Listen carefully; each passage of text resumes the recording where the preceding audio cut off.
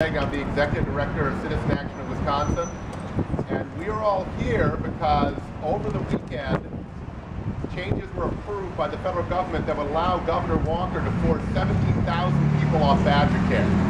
And so he had actually sought 65,000 people, and the other 48,000 were disallowed because of protections in the National Healthcare Reform Law, the Affordable Care Act. But nonetheless, changes will force 17,000 people off by July 1st. That's when this goes into effect. So this is devastating for working families because health insurance premiums have doubled over the last decade, and because many employers have dropped coverage, and many new jobs don't even come with health benefits or affordable health benefits. For a lot of low-income working families, BadgerCare is the only alternative. And there's a widely popular program across all ideological persuasions. And so we are calling on, and a number of legislators sent a letter to Governor Walker yesterday calling for a special session. There's absolutely no reason to be cutting BadgerCare. There have been new tax breaks given to large corporations and the wealthy by Governor Walker, which have not produced any jobs.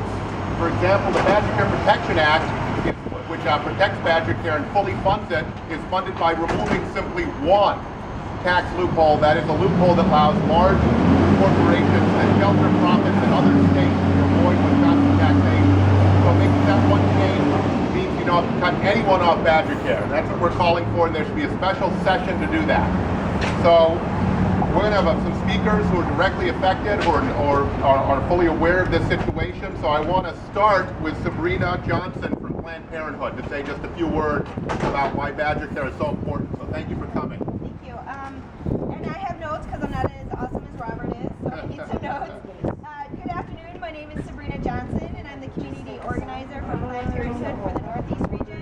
My office is in Appleton, like a mile away from here, which is one of our 27 health centers in the state. Many of our patients rely on BadgerCare, and now is not the time to be cutting people off of health care. In Wisconsin, we have seen more job losses than anywhere else in the country. With workers and families losing health care coverage, we should be strengthening access to BadgerCare, which is an affordable option for so many in Wisconsin. Cutting 17,000 people off of their health coverage is unacceptable. Not only is this devastating to individual citizens, diminishing preventative care will have negative implications for Wisconsin. As a reproductive health care provider, Planned Parenthood knows that prevention care is a wise investment and saves the state millions in the long run, and we have the numbers to prove it. According to the Wisconsin Department of Health Services, the BadgerCare Family Planning Only Services Program, also referred to as FPOS, saves an estimated $140 million each year by preventing unintended pregnancies, and the federal government pays 90% of the total cost of family planning services. Cervical cancer is the second most common cancer among women worldwide, with the American Cancer Society estimating about 40,000 Wisconsin women diagnosed with breast cancer each year. Early detection is crucial to survival rates for both breast and cervical cancers, and is also the most cost-effective.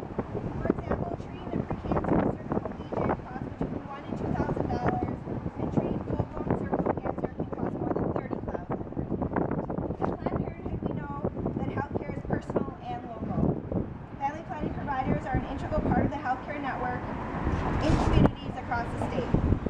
At Planned Parenthood, we serve nearly 80,000 patients each year in Wisconsin, and this is a significant portion of the 100,000 patients each year who receive their women's health care at a local community provider like Planned Parenthood. For many men and women, there is nowhere else to go for them for their basic reproductive health care. And our patients rely on the availability of the BadgerCare Plus program as a critical source of health coverage to access to these essential life-saving services. For many of our patients, we are their primary healthcare provider, and without access to health coverage, many women may be forced to forego what could be life-saving services for them. Consider this story. At one of our recent community events, a man who was by himself sat down next to us during a break, and we asked him what brought him to a women's health event. He was in his 50s or 60s. He said he'd been laid off from his job, and so he and his wife had lost their health insurance.